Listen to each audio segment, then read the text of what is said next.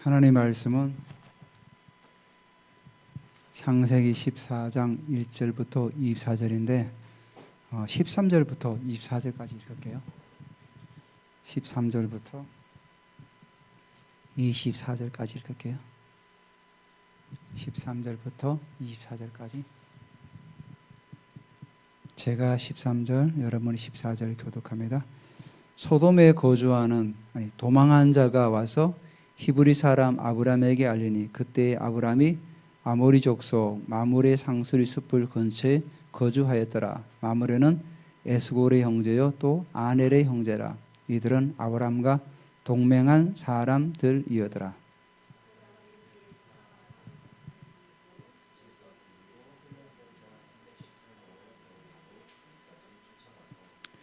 그와 그의 가신들이 나누어 밤에 그들을 쳐 부수고 다메섹 왼편 호바까지 쫓아가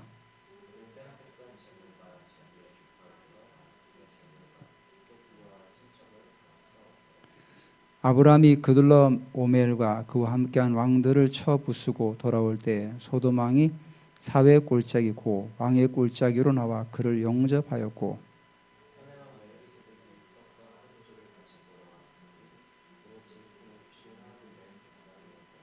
그가 아브람에게 축복하여 이르되 천지의 주제시요 지극히 높으신 하나님이여 아브람에게 복을 주옵소서.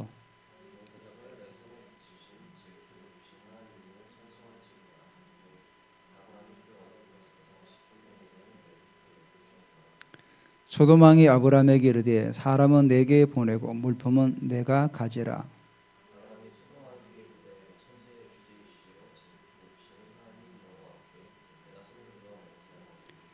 내 말이 내가 아브람으로 치부하게 하였다 할까 하여 내게 속한 것은 실 한 오락이나 들매 끝 한 가닥도 내가 가지지 아니하리라.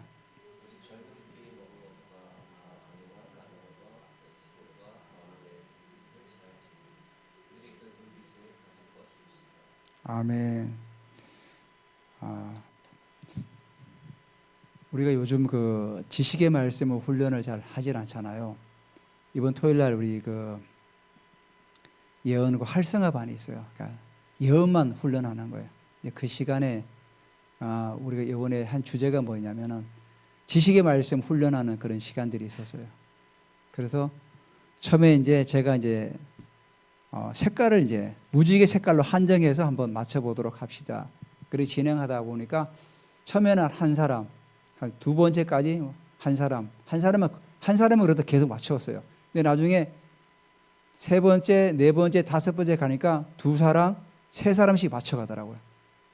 그래서 이 지식의 말씀을 좀 우리가 훈련을 해야 되겠다. 그러니까 2부 때 이제 우리가 뭐 진행을 할 때 한 번씩 하다 보면 계속 하다 보면은 좀 우리가 더 활성화되지 않을까. 그렇게 한번 생각해 봅니다. 우리 14장의 1절부터 제가 이제 12절까지는 읽지는 못했지만은 이 부분도 우리 같이 한번 나눌 겁니다. 자, 아브라함이 지난주에 애굽에 내려갔다가 자기 아내를 누이라고 속이고 그래서 굉장히 좀 난처한 그런 어떤 상황에 도달했죠. 그러다가 진짜 하나님의 은혜로 아브라함이 바로 왕의 그 가정에 가문에 재앙을 내렸다 그러죠. 그 재앙은 피부에 발진한 어떤 그런 질병들을 말하는 거죠. 오미라든지 뭐 문둥병 이런 질병들을 일으켜 가지고 아브라함을 이제 보내게 되죠. 철을. 왜냐하면 그 당시에는 의학이 그렇게 발달되지 않았기 때문에 그런 병이 걸리면 거의 완전히 뭐 끝나는 거죠. 가문이 그냥 망할 수밖에 없는 그런 어떤 환경들이었죠. 그래서 아브라함이 이제 올라오면서 그때 제가 말씀드렸지 올라가다 그러지 않습니까? 올라가던 의미가 이제 아브라함이 신앙적으로 더 높은 단계로 가고 있다. 이제 그런 말씀을 드렸습니다. 그래서 아브라함이 올라와서 헤브론에 정착하게 되죠. 마므레 상수리 나물 숲을 해서 거기서 여호와 이름을 부르고 이제 거기 거주하게 됩니다. 그러면서 생활하는 가운데 롯도 함께 왔기 때문에 롯의 목자와 아브라함의 목자가 이제 가족들이 많아지니까 다툼이 일어나다 보니까 이제 아브라함과 롯이 헤어질 결심을 하게 되죠. 그래서 먼저 롯에게 선택권을 줍니다. 네가 먼저 선택을 해라. 그래서 너가 좌하면 나는 우로 갈 것이고 네가 우하면 나는 좌로 갈 것이다. 그래서 눈을 들어서 딱 자세히 보니까, 그래서 제가 라라 그랬죠. 라는 그냥 단순하게 스치고 지나가게 보는 것이 아니라 세밀하게 아주 자세하게 잘 보는 거죠. 딱 보니까 소알 땅에 물이 넉넉하고 또 그쪽에 소돔 쪽에도 굉장히 번영된 도시가 있으니까 그쪽으로 향해서 자리를 잡게 되었죠. 그러면서 제가 말씀을 드렸던 것이, 아브라함은 하나님께 주신 그 영원한 언약의 말씀, 영원한 가치를 붙들고 먼저 선택권을 주었죠. 그렇지만은 롯은 눈에 보이는 것들, 좋은 것들, 화려한 것들을 따라서 가게 되었던 겁니다. 그래서 우리가 신앙생활하다 보면은 많은 사람들 가운데 대부분의 사람들이 영원한 가치를 붙들고 가는 사람도 물론 있지만은 영원한 가치가 아닌 썩어져 가는 걸 붙들고 살아가는 분들이 굉장히 많아요. 신앙생활 하면서도 세상의 가치관과 세상의 어떤 물질적인 부분에 거기에 나의 삶을 두고 살아가는 분들이 많아요. 결국은 롯의, 오늘 우리가 또 상황을 보겠지만은 결국은 그 길은, 넓은 길은 망하는 길이죠. 예수님께서 말씀하셨죠. 좁은 길을 가라. 그 길로 가는 사람은 숫자가 적다는 거죠. 그러니까 신앙생활하는 사람들 가운데도 좁은 길을 향해서 가는 사람들이 많지가 않아요. 가능하면 내가 좀 더 편하고 내가 좀 더 이익이 되는 그런 길을 가려고 많이들 사람들이 몸부림을 칩니다. 그렇지만 우리가 영적으로 깨어있는 사람이라면 내가 그 좁은 길일지라도 믿음을 가지고 한 걸음 한 걸음 가다 보면 결국은 그 길이 하나님께서 원하시는 길이고 그 길이 바로 약속의 땅으로 우리를 이끌어 간다는 사실입니다. 오늘 본문을 통해 보면은 아브라함은 영원한 가치를 붙들고 믿음의 길을 걸었을 때 그가 어떤 결과를 얻었는가를 우리에게 이제 보여줍니다. 14장 1절을 한번 보시겠습니다. 당시 시날 왕 아므라벨과 엘라살 왕 아리옥과 엘람 왕 그돌라오멜과 고임 왕 디다리, 소돔 왕 베라와 고모라 왕 비르사와 아드마 왕 시납과 스보임 왕 세메벨과 벨라 왕 곧 소알 왕과 싸우니라. 자, 이들이 다 시딤 골짜기 고 지금의 여매에 모였더라. 자, 가나안 땅에 최초로 성경에 기록된 최초의 전쟁이 일어나게 됩니다. 성경에 기록된 최초의 전쟁이에요. 최초의 전쟁인데 왜 이 전쟁을 왜 언급을 했을까? 하나님께서는 왜 모세에게 이 전쟁의 기록들을 알게 하셨을까? 굉장히 궁금하겠죠. 그냥 아브라함의 역사만 쭉 이어가면 되는데, 아브라함의 역사를 이어가면 되는데 갑자기, 그러니까 지금 여기 1절에 나오는 네 왕은 어떤 왕이냐면 메소포타미아 지역, 지금으로 말하면 어디냐면은 뭐 바벨론 지역, 이란 지역, 이런 쪽에, 동북 쪽에, 북의 그 동쪽에 있는 굉장히 큰 민족들이죠. 이 민족들이 가나안 지역 요단강 동편에 있는 그 소돔, 고모라, 또 아드마, 또 이런 시납, 벨라, 이런 왕들하고 지금 왕국하고 싸우는 거죠. 그 당시는 어디 거대한 왕국이 아니라 도시국가의 한 그 족장의 어떤 그런 사람들을 왕이라고 칭했던 겁니다. 그런 사람들하고 이제 전쟁을 벌이는데, 북쪽의 네 왕이 연합하고 이제 남쪽의 가나안 땅의 다섯 왕이 지금 연합을 해서 지금 싸우려고 하는 거죠. 우리 지금 현대사에도 2차 대전 때 연합군이 있었죠. 미국, 영국에서 프랑스 연합군이 있었고, 또 독일은 이제 그 어디입니까? 이탈리아랑 일본하고 연합해가지고 전쟁을 벌였죠. 이런 시기 때였던 거죠. 이 전쟁을 해온 원인이 뭐냐면은 4절에 나옵니다. 이들이 12년 동안 그돌라오멜을 섬기다가 제13년에 배반한지라. 자, 남부의 다섯 왕들이 북부에 이제 그 메소포타미아 지역에 있는 그 네 왕을 12년 동안 조공을 바치며 섬겨왔다는 겁니다. 고대 시대에는 굉장히 약탈 경제가 주로 이뤘던 거죠. 자기들이 경작해서 먹고 사는 곳이 있었지만은 주로 약탈에 의존하는 사람들이 굉장히 많았죠. 우리가 그 로마 역사에다 보면은 굉장히 약탈이 많이 하지 않습니까? 특히 그 로마가 끝난 다음에 그 그 이슬람들이 주로 약탈을 통해 가지고 경제를 이어갑니다. 해적질을 하고 또 곡식 다 해놓으면 다 뺏어가고 사람도 잡아가고 이런 식으로. 그러니까 그 당시 강대국들은 좀 힘 있는 왕들은 약한 사람들을 부셔가지고 그 재물을 뺏어오고 사람도 뺏어오고 이렇게 해서 그런 경제를 이어갔던 거죠. 한마디로 뭐 양육강식의 어떤 삶의 방식이었던 겁니다. 자, 근데 이 가나안의 다섯 왕들이 12년 동안 그돌라오멜을 섬겼다고 그래요. 그러니까 북부의 네 왕 가운데 리더가 누구냐면 그돌라오멜이에요. 그돌라오멜을 섬기다가 제13년에 배반을 했습니다. 그리고 제14년에 그돌라오멜과 그와 함께한 왕들이 5절에 나오죠. 아스도로, 가르나임, 르바 족속을, 함에서 수 족속을, 사웨 기랴다임에서 엠 족속을 치고. 자, 이 북방의 네 왕이 12년 동안 남부의 왕들이 자기들을 섬기고 조공을 보내는데 13년째부터는 조공을 안 보내는 거예요. 그러니까 1년을 기다립니다. 1년을 기다려서 바치나 안 바치나 기다리는데 1년을 기다리니까 안 바칩니다.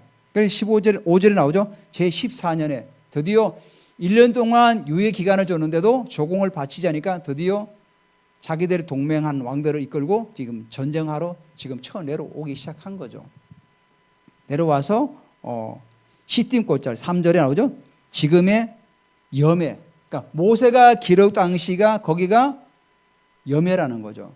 지금 세계사의 지도를 보면 사해라고 하죠. 사해. 근데 사람들은 사해라고 하지만은 성경이 분명히 뭐라고 말씀하고 있습니까? 염해. 소금이 많은 바다라는 뜻으로 염해라고 했던 거죠. 사실은 하나님께서 창조한 창조물 가운데 죽은 것은 없습니다. 다 살아있는 거죠. 지금 지금 지명으로 얘기하면 사해 바다 밑에 엄청난 강물질이 있다는 거 아닙니까? 그리고 화장품을 만드는 원료도 거기서 채취하고. 사실은 사해가 아니죠.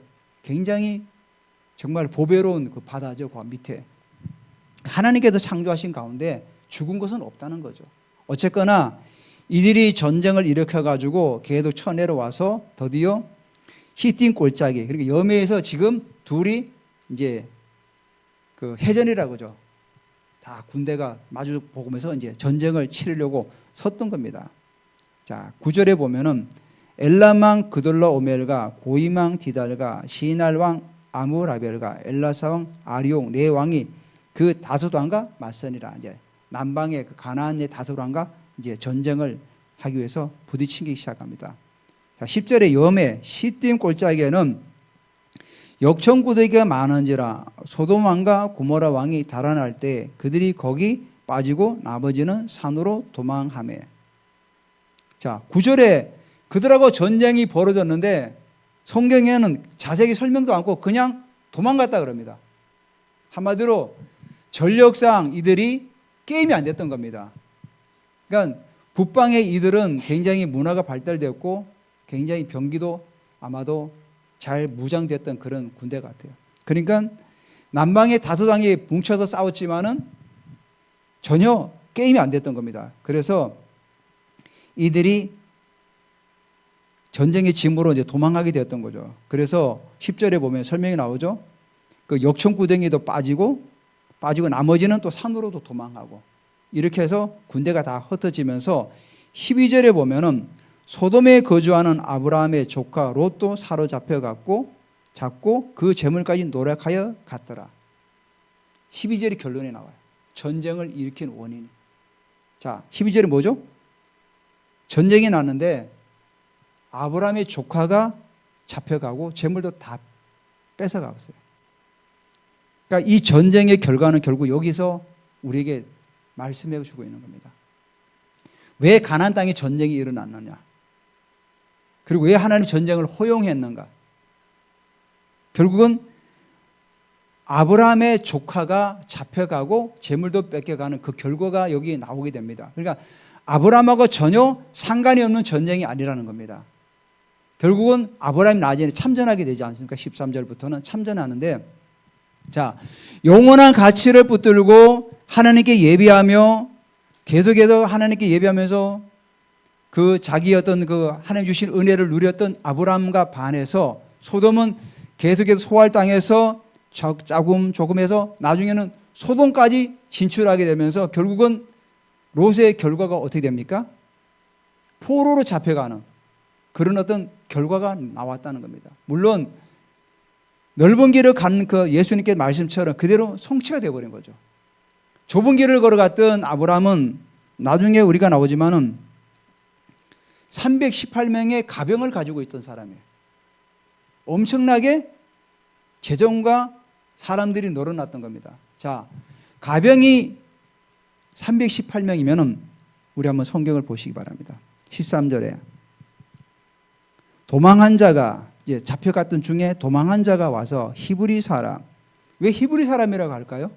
그냥 아브라함에게 이름 되는데 계속해서 히브리 사람이 아닌 다른 사람들을 언급했다가 드디어 다시 역사의 그 어떤 후레시가 아브라함에게 조명됩니다. 그러다 보니까 히브리 사람이라고 언급을 한 겁니다. 저자가. 그러니까 히브리라는 그 의미는 이브리에서 나오거든요.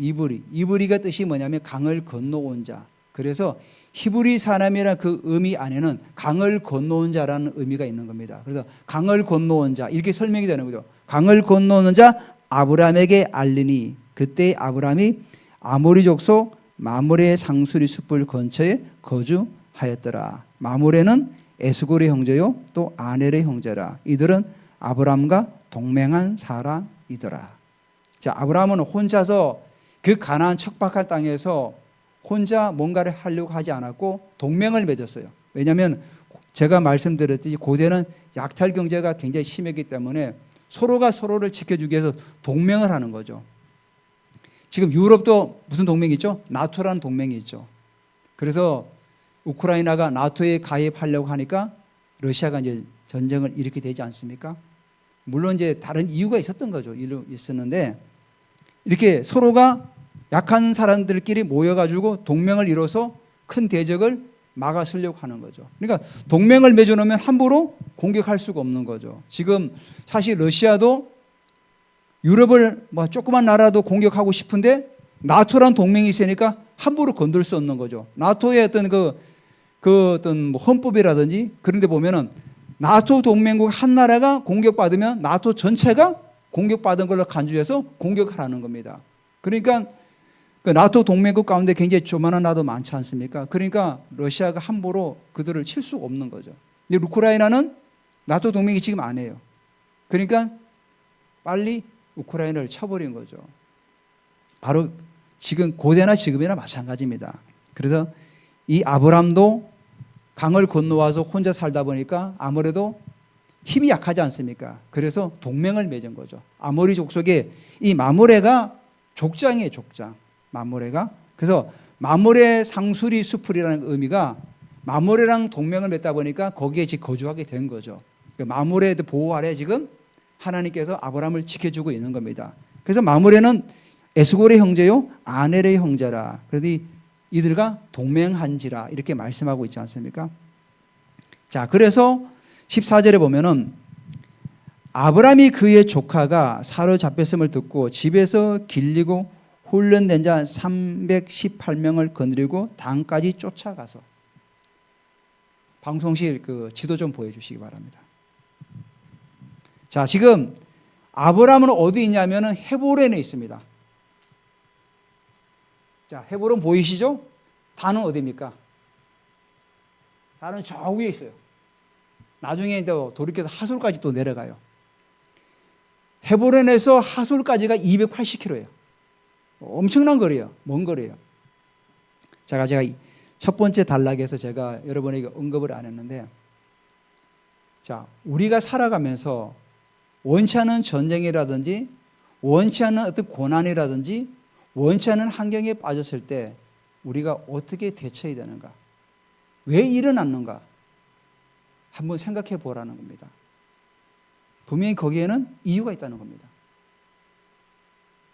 자, 하나님께서는 분명히 아브라함에게 모든 민족이 너 큰 민족이 될 거야. 너는 창대케 할 거야. 근데 사실은 아브라함의 아내 사레는 아기를 낳을 수 있습니까? 없습니까? 아기를 낳을 수가 없어요. 이거는 진짜 믿음이 없이는 받아들일 수 없는 어떤 말씀입니다. 근데 아브라함은 그 말씀을 붙들었다는 겁니다. 내가 하나님께 주시는 영원한 말씀, 그 생명의 말씀을 내가 붙들고 걸어갑니다. 그래서 모든 걸 다 포기할 수 있죠. 그래서 롯에게 모든 걸 다 포기해요. 너가 좋은 거 다 가져. 너가 남은 걸 내가 선택할 것인데. 근데 결과는 어떻게 됩니까? 여기 오늘 보니까 아브라함의 가정에는 가병만 318명. 자, 318명의 가병이 있다고 치는데 성경이 보니까 집에서 길리고 14절 보면은 집에서 길리고 훈련된 자는, 자, 집에서 길리고 훈련된 자는 용병이 아니라는 겁니다. 지금도 용병이 있죠. 옛날에도 용병이 있듯이 용병은 돈을 받고 전쟁에 참여하는 사람을 용병이라고 그래요. 근데 성경이 분명히 뭐라고 말씀하고 있냐면 집에서 길리고 이 말은 무슨 말씀입니까? 아브라함의 어떤 그 그늘 아래서 자녀가 태어나서 훈련된 자를 말하는 거예요. 그러면 318명이 있었다면 그 가족까지 포함하면 1000명이는 성경학자들은 1200명까지 얘기하더라고요. 1200명의 사람이 아브라함의 그늘 아래서 살았다는 겁니다. 그러니까 아브라함도 마모레나 이런 사람들에서는 족장이라는 거죠. 부족장이 된 거죠. 자, 롯과 떠나가지고 벌써 이렇게 하나님은 그를 족장으로 만들었던 거예요. 근데 롯은 어떻게 됐습니까? 군대가 쳐들어왔을 때 자기 몸 하나 지키지 못하고 포로로 끌려가는 겁니다. 고대 시대에 포로로 끌려가면 완전 노예입니다. 노예는 물건이에요, 물건. 물건은 돈을 주고 사고 파는 물건밖에 안 돼요. 그러면 그 사람의 인생은 다 끝나는 거예요. 자녀들 다 노예로 팔려가는 거예요. 고대 시대 노예는 완전 물건 취급했던 거예요. 제가 역사에 관심이 많아가지고 고대 뭐는 전쟁사라든지 로마인 이야기를 다 읽어보니까 노예로 팔려가면 거의 사람 취급을 받지 못해요. 특히 군인들은 혹독한 그런 장소에서 평생도록 노동하다가 죽어가는 거예요. 뭐 채석장 이런 돌 캐다가 이런 데서 열심히 일하다가 그냥 죽어가는 거예요. 병들면 갖다 버리고. 특히 군인들은 그렇게 생을 끝나더라고요. 이제 좀 똑똑한 사람들은 또 데려가서 뭐 다른 걸 시키겠죠. 그러니까 노예는 자기 인생이 그때부터 없다는 거예요. 그러니까 롯이 그돌로 오멜 그 동맹군에게 끌려가면 그때부터 롯은 이제부터 인생, 요즘 말로 하면 인생 종친 겁니다. 그 가족도 모두. 근데 아브라함은 길리고 훈련된 자. 여기 길리고란 의미는 집에서 가정에서 잘 가르쳤다는 의미고 훈련은 뭐죠? 군사적인 훈련을 말하는 거죠. 아브라함도 항상 이런 때를 대비해 가지고 그 젊은 사람들을 청년들을 계속 훈련시켰던 거죠. 혹시라도 어떤 외부의 적이 공격해 오면은 방어할 수 있어야 되기 때문에 아브라함이 그들을 훈련시킨 겁니다. 그러니까 이 말씀을 통해서 우리도 세상의 환경에서 우리가 살아가기 위해서는 계속해서 우리도 훈련되어야 된다는 겁니다. 아브라함은 혼자 하나님 앞에서 예배드리고 혼자 신앙생활한 것이 아니라 그 자기 부족이 있는 모든 사람들을 양육하고 훈련시키고 끊임없이 했던 거죠. 자, 이 318명이 어떻게 됩니까? 그와 그의 가신들이 이제 318명을 말하는 겁니다. 나뉘어 밤에 그들을 쳐 부수고 다메섹 왼편 호바까지, 호바 보이죠? 호바 저기 저 갈릴리 바다 위쪽에는 저까지 쫓아가서 뺏어왔다는 겁니다. 또 그와 그의 가신들이 밤에 나누어 쳐부수고 다메섹 왼편 호바까지 쫓아가 모든 빼앗겼던 재물과 자기 조카 롯과 그의 재물과 또 부녀와 친척을 다 찾아왔더라. 자, 어떤 사람이 도망한 자가 아브라함에게 와가지고 지금 그들로 오멜 동맹군에 의해서 당신의 조카가 지금 포로로 잡혀갔습니다. 그 얘기를 들었을 때 아브라함이 어땠습니까? 그놈의 새끼고 지 좋은 땅 다 차지하고 삼촌 완전히 무시하고 가더니 그래 꼴 좋다 이렇게 했습니까? 그러지 않았다는 거죠. 바로 자기 집에서 훈련된 자를 데리고 쫓아가는 거예요. 자, 제가 말씀드렸지만 그돌라 오멜의 동맹군은 굉장히 강력한 군대예요. 근데 318명을 가지고 그들을 쳐볼 수 있을까요? 물론 여기 마므레와 아넬과 에스롤도 같이 동맹해서 같이 갑니다. 그들도 군대가 있었겠죠. 318명만 있었던 건 아닙니다. 그들도 족장이니까 군대가 있었어요. 그래도 소수라는 거죠. 그 소수의 군대가 네 왕이 동맹한 그 군대를 쳐볼 수 있었을까요? 사실은 현실적으로는 불가능한 거죠. 그래서 이들이 밤에 게릴라 작전을 벌이죠. 근데 결국 이 말씀이 뭐냐면은 아브라함은 하나님의 사람으로서 내 친척이라든지 믿음의 사람이 어려움을 당했을 때 계산하지 않았다는 겁니다. 야, 지금 내가 도와줬다 괜히 내가 망하는 거 아니야? 지금 전쟁 일으키면은 내가 잘 어떻게 훈련되고 준비되어 왔는데 쫄딱 망하는 거 아닌가? 이렇게 머리 두들겨서 계산기 두들기지 않았다는 거죠. 그러니까 믿음의 사람은 어떤 환경에 처했을 때 많은 사람들이 자신의 이익을 향해 쫓아가죠. 이익이 될까? 이익이 안 될까? 내가 손해나면 하지 말아야지. 발을 빼야지. 이게 아니라 아브라함은 그런 좌우 고민하지 않고 그냥 도와줬다는 거죠. 그러니까 믿음의 사람들은 이런 환경 가운데 있을 때 먼저 도울 줄 아는 사람이 되라는 겁니다. 자, 이렇게 해서 다 찾아온 겁니다. 하나님의 은혜로. 사실 하나님께서 지혜를 주신 거죠. 그래서 제가 말씀드린 250km를 가면서 계속 게릴라전을 벌인 거죠. 성경에는 짧게 나와 있지만 계속해서 밤에 공격해가지고 게릴라전을 벌여가지고 뺏어오고 해가지고 쳐부시게 된 겁니다. 그러니까 17절에 아브라함이 그돌라오멜과 그와 함께한 왕들을 쳐부수고 돌아올 때 소돔 왕이 사회 골짜기 곧 왕의 골짜기로 나와 그를 영접하였고, 아마 사회 골짜기가 흰놈의 지금 그 예수님 살 때 흰놈의 골짜기, 그 골짜기 같아요. 나와서 그를 영접하였고, 자, 살레망 멜기세덱이 떡과 포도주를 가지고 나왔으니 그는 지극히 높으신 하나님의 제사장이었더라. 그 당시 하나님을 믿은 사람이 아브라함만 있은 게 아니에요. 여기 나오죠? 살레망, 예루살렘을 말하는 겁니다. 살레망 멜기세덱이 하나님의 제사장이라고 하잖아요. 그러니까 멜기세덱이라는 의미가 의의 왕. 그러니까 멜렉이 왕이라는 의미를 가지고 있어요. 멜기. 세덱이 뭐냐면 체데크라고 하죠. 의를 말해요. 의. 그래서 의의 왕, 이렇게 우리가 번역을 할 수 있죠. 근데 이분이 지극히 높으신 하나님의 제사장이었대요. 그러니까 아브라함은 그 당시 하나님을 믿은 것이 아니라 그 당시 하나님을 경외하는 사람들이 있었다는 겁니다. 그래서 우리가 이 멜기세덱을 히브리서 기자는 뭐라고 하죠? 시작도 없고 끝도 없고 족보도 없는 사람이래. 그러니까 하나님께서 노아가 이제 방주에서 나와서 흩어지면서 하나님 믿는 신앙을 가진 사람들이 있지 않았습니까? 물론 그들이 타락한 사람도 있었지만 하나님을 신실하게 믿는 사람들도 퍼져나갔던 거죠. 그들 가운데 어떤 한 부류가 이 살렘에 거주하면서 이런 멜기세덱이라는 사람이 나오게 된 거죠. 그래서 이 멜기세덱은 높으신 하나님의 제사장으로서 그 살렘을 통치하는 의의 왕이었던 겁니다. 그리고 우리가 예수님을 뭐라고 하죠? 멜기세덱의 반차를 따르는 영원한 대제사장이라고 말씀하고 있죠. 바로 그 예수님께서 바로 멜기세덱의 반차를 따르는 그런 제사장이다. 그런데 멜기세덱이 아브라함을 축복합니다. 19절에 그가 아브라함에게 축복하 이르되 천지의 주제시오 지극히 높으신 하나님이여 아브라함에게 복을 주옵소서. 그러니까 이분이 높으신 하나님의 제사장이니까 표현도 이렇게 하죠.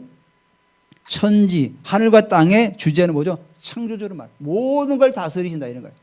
하늘과 땅을 모든 걸 다스리시는 지극히 높으신 하나님. 아브라함에게 복을 주옵소서. 그러니까 자기 제사장이니까 아브라함에게 복을 선포하는 거죠. 그리고 20절에 너의 대적을 내 손에 붙이신 지극히 높으신 하나님을 찬송할지로다. 자, 멜기세덱도 아브라함이 전쟁에서 이긴 것은 아브라함이 어떤 굉장히 용병술이 뛰어나가지고 전쟁을 이겼다고 말하지 않아요. 야, 너의 그 용병술 대단했어. 너의 그 전쟁의 그 전략들이 탁월해서 이렇게 말하지 않아요. 뭐라고 말씀하고 있죠? 너의 대적을 내 손에 붙이신 지극히 높으신 하나님을 찬송할지어다. 이 말씀은 하나님께서 배후에 아브라함을 도왔다는 겁니다. 아브라함을 도왔기 때문에 그 적은 숫자로도 그 북방의 다섯 왕의 동맹을 깨 부실 수 있었다는 겁니다. 그러니까 살렘 왕은 그걸 보고 있는 거죠. 그래서 하나님을 찬송합니다. 그러니까 아브라함이 뭐라고 합니까? 아브라함이 그 얻은 것의 10분의 1을 멜기세덱에게 주었더라. 11조를 드린 겁니다. 우리가 11조를 드리고 있지 않습니까? 오늘 아브라함을 의미해서 11조의 의미가 어떤 의미냐? 내가 100만 원을 벌었기 때문에 10만 원은 이건 하나님께서 드리는 그런 의미가 아니라 하나님께서 모든 걸 주셨기 때문에 내가 그 일부를 하나님께 올려드립니다. 우리가 11조 하나님께 드리는 그 어떤 예물의 그런 사고방식을 가지고 있어야 돼요. 내가 열심히 노력해서 10분의 1을 이렇게 하나님께 드린다 이것이 아니라 하나님께 내게 모든 걸 다 주셨기 때문에 내가 주님 그 일부를 하나님께 올려드립니다. 또 나머지 내가 생활도 해야 되니까 그래서 10분의 1을 내가 하나님께 올려드립니다. 그 의미는 모든 재물과 건강과 모든 환경들을 하나님께서 주셨기 때문에 내가 이렇게 살아갈 수가 있음을 고백하는 거예요. 신앙의 고백의 한마디로.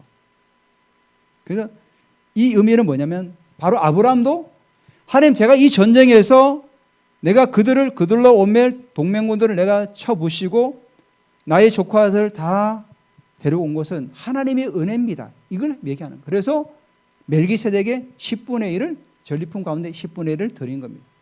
그러니까 이 아브라함의 고백이 어떤 모든 물질을 자기가 취했기 때문에 내가 그걸 떼가지고 드린다 이런 개념이 아니라는 겁니다. 하나님께서 지금까지 내게 은혜를 주셔가지고 내가 승리할 수 있었고 또 내가 조카도 찾아올 수 있었고 이 전쟁에서 하나님의 은혜를 받았기 때문에 주님 제가 그 일부분을 내가 올려드립니다. 물론 모든 것이 다 주님 것이지만 일부분을 올려드립니다. 이 고백을 하는 겁니다. 자, 근데 이 소돔왕이라는 그 의미가 사실은 악하다 막 그런 뜻을 갖고 있어요. 이름 자체에도 그런 어떤 의미가 있어요. 21절에 소돔왕이 아브라함에게 이르되 사람은 내게 보내고 물품은 내가 가지라. 자, 이 말씀을 여러분 받을 때 어떤 의미로 받아들입니까? 21절 말씀을. 굉장히 선심쓰네. 소돔왕이 사람은 내가 갖고 다른 전리품은 네가 다 가져라. 굉장히 선심쓰는 것처럼 보이죠? 그렇지가 않아요. 자, 그돌라오멜이 소돔의 사람들하고 모든 걸 다 전리품을 가져갔죠. 그러면 그때부터는 사람과 모든 물건은 그돌라오멜의 소유예요, 소유. 전쟁에서 지면은 소유물을 다 그 사람이 가지고 가는 거예요. 그 당시는. 그리고 자, 거기에서 이제 아브라함이 그돌라오멜을 쳐서 이기고 사람을 다 뺏어왔어요. 그러면 누구 소유입니까? 당연히 아브라함의 소유입니다. 사람도 아브라함의 소유, 뺏어온 모든 물건도 아브라함의 소유예요. 소돔 왕이 이래라 저래라 할 입장이 못 되는 거예요, 지금. 그게 굉장히 교만하죠. 지가 전쟁에 돌아온 지는 도망가가지고 졌지 않습니까? 근데 그 아브라함에게 지금 교만을 떨고 있는 겁니다. 지금 소돔 왕이. 사람이고 전리품 모든 다 아브라함의 소유예요, 아브라함이. 근데 여기 자기가 선심 쓰죠. 사람은 내게 보내고 물건은 당신이 가져라. 이렇게 얘기하죠. 그러니까 이 소돔 왕이 얼마나 교만한 걸 우리가 알 수가 있다는 겁니다. 결국 나중에 소돔과 고모라가 멸망하죠. 교만이 여기 나오는 거죠. 악하고 교만했던 거죠. 그러니까 아브라함이 그러면 어떻게 합니까? 그래 좋아. 사람은 네 보내고 내가 뭐 전리품 내가 갖겠다. 그래서 뭐 좀 땅도 더 사고 가축도 더 사고 그래서 더 늘려가면 좋겠다. 우리가 또 뭐 사업이 잘 돼가지고 성도님들이 사업이 잘 돼가지고 뭐 건축 헌금도 하고 감사 헌금도 하고 선교 헌금도 하고 이러면 되지 않습니까? 근데 아브라함은 그렇지 않았어요. 22절에 보면은 아브라함이 소돔 왕에게 이르되 천지의 주제시요. 아브라함도 그렇게 고백하죠. 하늘과 땅에서 모든 것들의 주인 되시는 하나님. 그리고 아브라함은 한마디 더 붙이죠. 그게 뭐죠? 여호와. 살렘 왕은 하나님까지만 했는데 아브라함 뭐라고 그러죠? 하나님 여호와라 그래요. 여호와에게. 그러니까 왜냐하면 아브라함은 하나님과 언약 관계가 있기 때문에 그 언약의 하나님 여호와를 더 집어넣은 거죠. 왜냐 하나님은 아브라함과 언약하지 않았습니까? 너로 내가 큰 민족을 이루고 너를 창대케 할 것이며 너에게 복을 주고 내가 너를 저주하는 자에게 저주할 것이고 너를 축복하는 자에게 내가 너를 축복할 것이다. 그러니까 하나님은 그 신실하신 언약의 하나님이기 때문에 모든 전쟁 가운데도 항상 아브라함은 여호와 하나님이라고 이렇게 호칭할 수밖에 없는 거죠. 그러니까 살렘 왕이랑 아브라함이라 하는 표현이 약간 다르잖아요. 이 표현을 우리도 잘 기억해야 된다는 거죠. 그래서 우리는 항상 언약의 하나님, 나와 약속을 맺으시고, 그러니까 지극히 높으신 하나님 여호와께 내가 손을 들어 맹세한다. 원어 성경에는 맹세한다는 말이 없어요. 그러니까 그 당시에 사람들이 손을 들 때는 맹세의 표시에 그게 손을 든다는 것은 맹세한다는 거예요.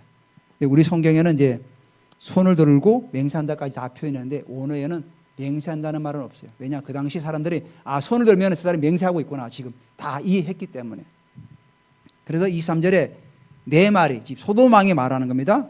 소돔 왕의 말이 내가 아브라함으로 치부하였다. 내가 누굽니까? 소돔 왕을 말하는 거예요. 내가 아브라함에게 돈을 벌게 해줬어. 아브라함에게 부자 된 거 다 내 덕이야. 이 얘기하는 겁니다.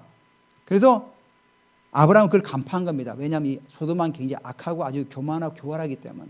그래서 내 말이 내가 아브라함으로 치부하게 하였다 할까 하여. 이미 아브라함은 하나님께서 지혜를 주신 거죠. 아브라함도 선지자거든요. 미리 본 거죠. 내가 만약에 이거 만약에 좀 가지면은 얘가 분명히 소돔 왕이 그러겠다. 사람들에게 가서 얘기할 거다. 소문낼 거다. 아브라함, 내가 돈 벌게 해줬어. 내가 그 물건 다 줬어. 그래서 아브라함이 부자 된 거 다 내 덕이야. 이렇게 말할 걸 다 알았기 때문에 23절에 내게 속한 것은 실 한 오락이나 들매것, 신발끈을 말하는 겁니다. 신발끈 한 가닥도 내가 가지지 아니하리라. 그래서 다 줘버리는 거예요. 다 줘버리는 거예요. 결국은 아브라함은 뭐죠? 아브라함이 거부가 되고 돈이 많아지면은 소돔 왕이 그렇게 해줬다. 그 말을 듣기가 싫은 거죠. 왜? 아브라함은 하나님과 언약 관계가 있는 사람이거든. 하나님께 내게 분명히 창대케 해주시고 내게 복을 주시다고 말씀하셨기 때문에 나는 하나님만 바라보면은 하나님이 오는 복을 내가 다 받을 수가 있어. 굳이 내가 인간의 도움을 받을 필요가 없다는 겁니다. 바로 그냥 아브라함은 하나님 앞에서 이 언약 관계 속에서 확실하게 붙들었던 거죠. 애굽에 내려가서 한번 실수 통해 가지고 아브라함이 깨달았죠. 내가 신앙이 자꾸 쳐져 가지고 뒤로 물러나니까 결국은 내 아내까지도 누이라고 속이고 자기가 죽을까 봐 겁을 냈던 거 아닙니까? 그런 불신앙에서 벗어나서 올라가지 않았습니까? 헤브론에 올라와 가지고는 여호와 이름을 부르면서 다시 믿음이 회복되어 가지고는 사람이 바뀌었던 거죠. 그러니까 어떤 그런 고난이나 그런 환경들 속에서 아브라함은 믿음이 더 진보돼 나갔던 반면에 롯은 세상을 향해서 계속 가다 보니까 계속 믿음이 저 구속으로 자꾸만 뒤로 물러나서 결국은 침면에 빠지는 그런 어리석은 사람이 되었던 겁니다. 24절에 우리 잘 보시기 바랍니다. 아브라함이 어떤 얘기를 하냐면은 오직 젊은이들과 들이 먹은 것과 그러니까 젊은이들은 아브라함의 가병을 말하는 겁니다.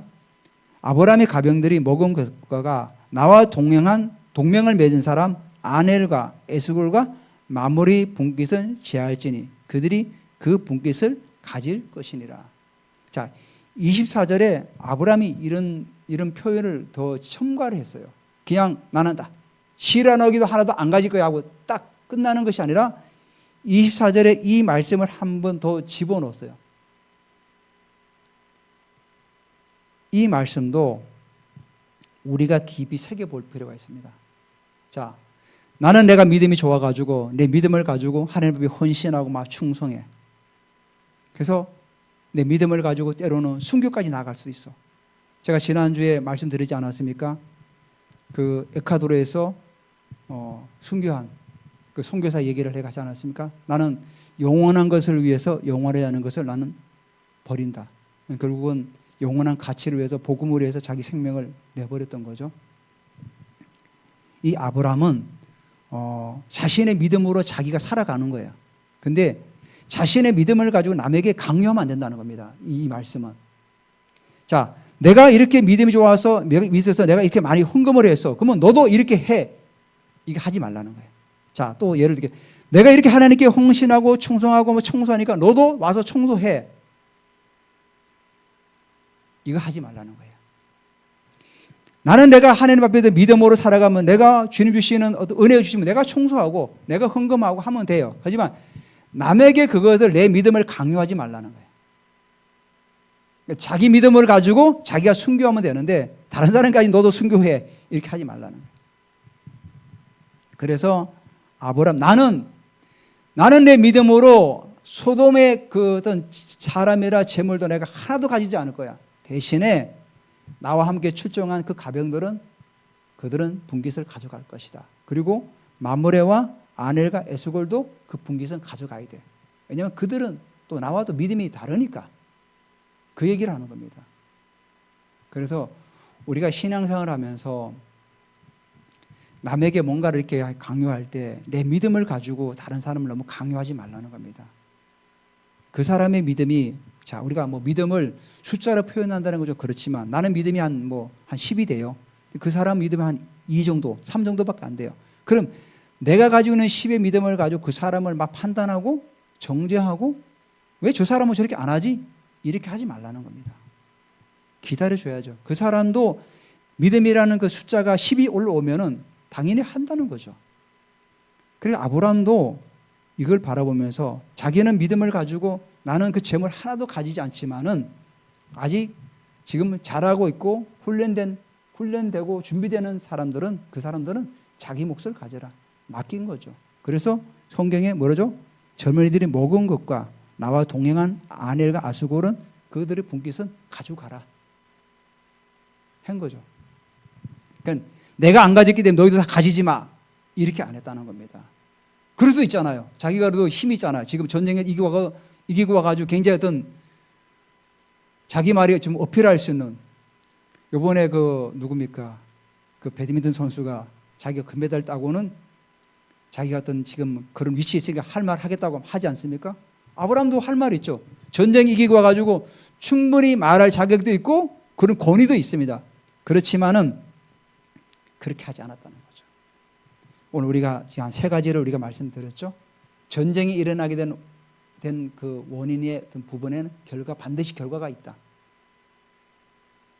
그리고 아브라함은 계산하지 않았다. 그리고 마지막으로 아브라함은 자기 믿음을 가지고 자기가 살아내고 있는 거죠. 자기 믿음을 다른 사람에게 강요하지 않았다는 거죠. 계속해서 그들 훈련시키고 준비되면 그들도 그 수준까지 올라오기 때문에 기다려주는 거죠. 우리가 오늘 이 3가지 정도를 좀 이해하면서 붙들고 믿음의 길을 걸어갈 수 있기를 예수 그리스도 이름으로 축복합니다. 우리가 말씀을 기억하면서 우리 잠깐 한번 같이 우리 한번 동성으로 합심으로 한번 기도하겠습니다. 하나님 아버지, 전쟁이 일어난 원인이 있었습니다. 성경의 저자가 아브라함과 전혀 상관없는 전쟁을 기록한 것이 아니라 반드시 전쟁의 원인이 있고 결과가 있기 때문에 기록하였습니다. 하나님 아버지, 아브라함은 영원한 가치를 붙들고 좁은 길을 걸어갔지만 롯은 큰 길을 바라보고 눈에 보이는 세속적인 걸 따라가다 결국은 포로로 끌려가게 되었습니다. 이 말씀을 통해서 우리가 하나님 앞에서 좁은 길일지라도 믿음으로 그 길을 걸어갈 수 있도록 하나님 인도하여 주시옵소서. 하나님 아버지, 아브라함은 전쟁이 났을 때 계산하지 않았습니다. 자신이 불이익을 당하고 손해가 난다고 계산기를 두드리지 않았습니다. 하나님 아버지, 주님, 하나님 앞에 당연히 해야 될 일일 때 그가 당연히 일어나서 그 일을 했습니다. 하나님 아버지, 우리가 주의를 하고 또는 우리가 일터에서 일을 할 때 우리가 믿음의 사람으로서 그 일을 계산하지 않고 믿음을 가지고 순종하며 그 가운데서 영광을 운반하는 자로서 살아갈 수 있도록 하나님 은혜를 더하여 주시옵소서. 또 또 하나님 아버지, 우리가 하나님과 내 믿음을 가지고 다른 사람을 판단하거나 정죄하지 않도록 하나님 붙들어 주시옵소서. 그 사람이 믿음이 자랄 때까지 기다려주고 또 아버지 세워나갈 수 있도록 계속해서 또 훈련과 그런 속으로 들어갈 수 있도록 하나님 우리에게 은혜를 더하여 주시고, 나의 믿음을 가지고 내가 하나님 앞에서 온전히 서 나갈 때 또 아버지 하나님이여 그 믿음을 바라보고 따라올 수도 있습니다. 하나님 아버지, 나의 믿음을 가지고 다른 사람을 억압하거나 조종하지 않도록 하나님 우리를 이끌어 주셔서 오늘의 말씀을 기억하면서 믿음으로 살아갈 수 있도록 하나님 아버지 인도하여 주시고, 나의 삶의 가운데서 날마다 주님과 동행하게 하시고 영원한 가치를 붙들고 그 좁은 문, 좁은 길을 믿음으로 기쁨으로 감사함으로 갈 수 있도록 하나님 은혜 가운데 인도하여 주시옵소서. 감사드리며 예수님의 이름으로 기도드립니다. 아멘. 찬송가 268장 찬양 드립니다. 드리면서 봉헌합니다.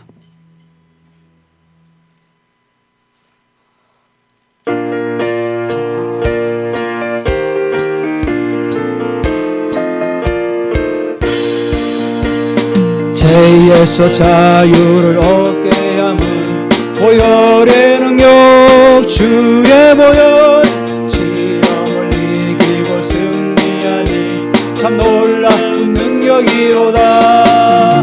주의 보혈 능력이 터다. 주의 피 믿어. 주의 보혈 그 어린 양의 매우 기증한 피로다. 아멘. 육체의 정욕을 이기는 보혈의 능력, 주의 보혈, 정결한 마음을 얻게 하니 참 놀라운 능력이로다. 주의 보혈 능력이 떠나. 주의 피 믿어. 주의 보혈 그 어린 양의 기증한 피로다. 아멘. 눈보다도 맑히는 것 보혈의 능력, 주의 보혈, 부정한 모든 것 밝히시니 참 놀라운 능력이로다. 주의 보혈 능력이 떠나. 주의 피 믿어. 주의 보혈 그 어린 양의 매우 깊은 피로다. 아멘. 구주의 복을 전할 자모 보혈의 능력, 주의 보혈, 날마다 나에게 찬송하니 참 놀라운 능력이로다. 주의 보혈 능력이 떠나. 주의 피 믿어. 주의 보혈 그 어린 양의 매우 기증한 피로다. 아멘. 저희가 11월 2일 날 우리 집회를 우리가 준비하고 있지 않습니까? 여러분께 좋은 아이디어 주시면 또 우리 같이 참고하고 우리 이를 위해서 계속해서 좀 기도하면 좋을 것 같습니다. 또 오시는 분들과 또 강사 목사님과 또 우리 가운데서 풀어낸 어떤 그런 부분들에서 계속 기도하면 좋겠습니다. 그리고 오늘 2부 순서는 그런 의미에서 우리 같이 합심 기도하는 시간을 갖도록 하겠습니다. 그리고 다음 주에 태국에서 선교하시는 김수현 선교사님께서 오십니다. 오셔서 말씀 전해주실 때 많은 은혜 받으시고 또 선교 현장을 또 우리도 우리 가보진 않았지만 또 경험하는 또 시간 되기를 주님의 이름으로 축복합니다. 네. 주위에서 나의 산소망 찬양 들으신 다음에 축복을 선포하고 예배를 마칩니다.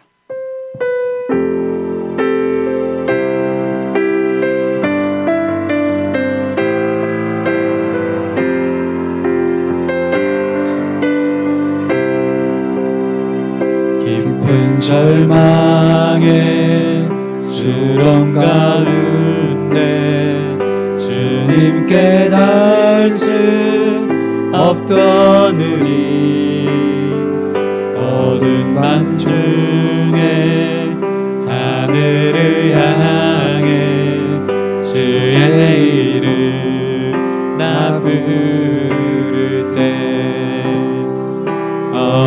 몸을 뚫고 오신 줄 사랑 나의 절망 거두셨네. 주님의 공로 다 이루셨네. 주 예수 나의 산소만 그 누가 주의 자비를 알아 한없는 은혜 중량할까.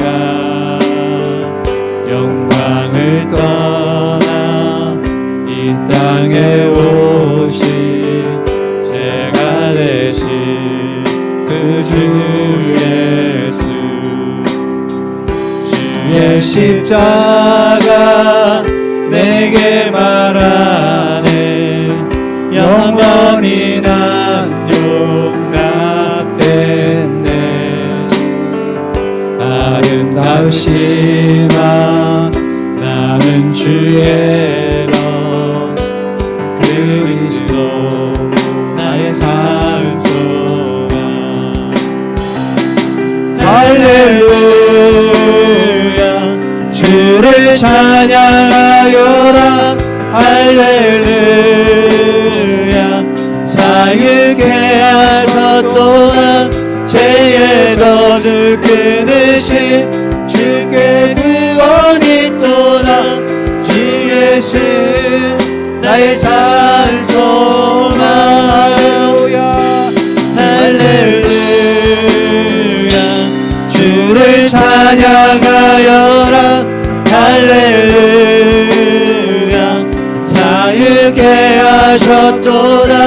죄의 저주 끊으신 주께 구원이 있도다. 주 예수 내 산소만. 언약된 아침 장사된 몸에 부활의 호흡 시작됐네. 유다의 사자 위엄찬 선포. 사망이 무너졌도다. 이제 사망이 무덤이 없는 우리를 주장할 수 없네. 유다의 사자 위엄찬 고요. 사망이 무너졌도다. 사망이 무너졌도다. 주 예수 승리하셨네. 할렐루야 찬양하여라. 할렐루야 자유케 하셨도다. 죄의 저주 끊으신 주께 구원이 있도다. 주 예수 나의 산소만. 주 예수 나의 산소만.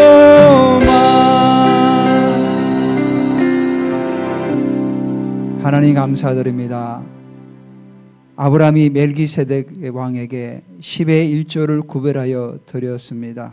하나님 아버지 모든 재물과 모든 승리가 주님께로 왔기에 아버지 하나님 아브라함의 그 신앙의 고백으로 물질을 드렸던 것처럼 우리 사랑하는 귀한 성도님들도 한 달여 동안 땀 흘리며 수고하며 피 흘리며 모든 물질이 주님께로 왔으므로 10의 1조를 구별하여 올려드립니다. 주님 홀로 영광 받으시고 우리에게 건강을 주시고 우리 일터가 하나님 은혜 가운데서 계속해서 확장되게 하시고 더 높은 차원으로 나아갈 수 있도록 하나님 은혜를 베풀어 주시고 직장을 경영하는 또 아버지 오너들에게 복에 복을 더하사 하나님 지혜와 명철을 부어 주시고 또 우리가 일하는 또 학교 현장의 리더에게도 하나님 은혜를 부어 주시옵소서.